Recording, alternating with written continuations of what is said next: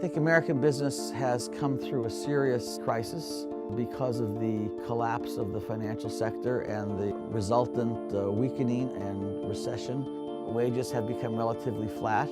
You see this in the housing market and in the financial markets and in so many different places where the responsibility for running businesses is divorced from the risk, is divorced from who's making money.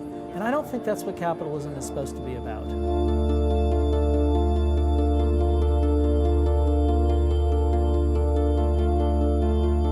In an employee-owned company, universally, whether it's a co-op, ESOP, mutual fund, whatever it may be, I have more control, and that makes me much more comfortable about my life, my future, and what could happen to myself and my family.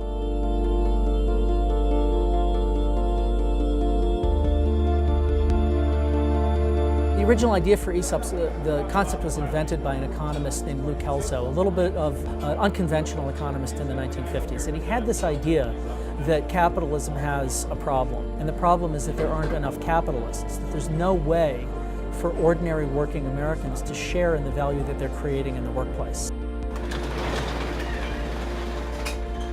We spend a lot of time in this thing we call work. And if it doesn't feel engaging and like people care about you and that you get to be yourself, that's a problem. I grew up in the Silicon Valley. My dad worked for one of the big companies there. And in growing up in the 60s and the 70s and the 80s, you know, there was a lot of excitement generated by employee ownership of the companies where people got stock options and felt good about what they were doing and was sort of wide open organizations. So those were the kinds of things that we wanted to bring to the construction world. It didn't exist. Most companies exist just to maximize financial return for stockholders. That's not the reason our company exists. Our company exists to maximize the return for all stakeholders, the environment, the community, employees, vendors. We don't want one stakeholder to maximize its return at the expense of all the others. My name's Wade Andrews. I'm a co-owner of Namaste Solar and also a residential lead installer. Someone like myself would be considered a grunt, you know, we're really labor. I feel a lot more valued, you know, having the input in all company meetings. There's just a greater level of respect throughout the company. If we have to make a decision in the field, I don't have to call, you know, a higher up. I treat my job like it's my own business.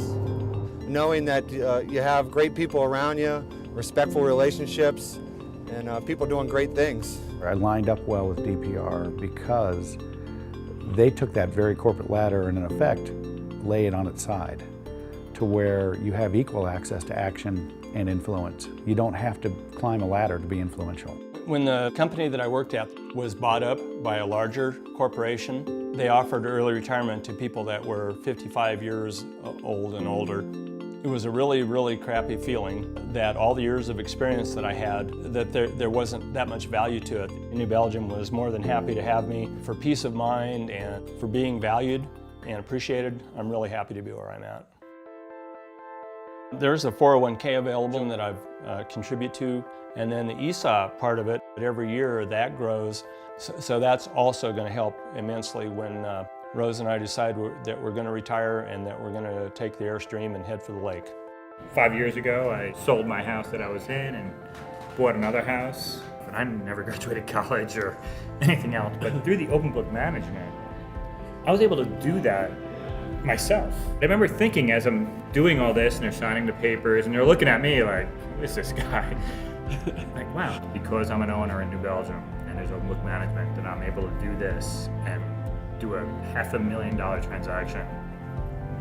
You know, a warehouse worker, a dock, you know, a forklift driver is doing this. There's no such thing as a company that's too small. There's no such thing as a company that's in the wrong industry. From one company with 7 employees to one company with 40,000 employees. The thing that they have in common is so much more important than all the things that make them different. They're all focused on employee ownership as a vehicle for creating this really energized company.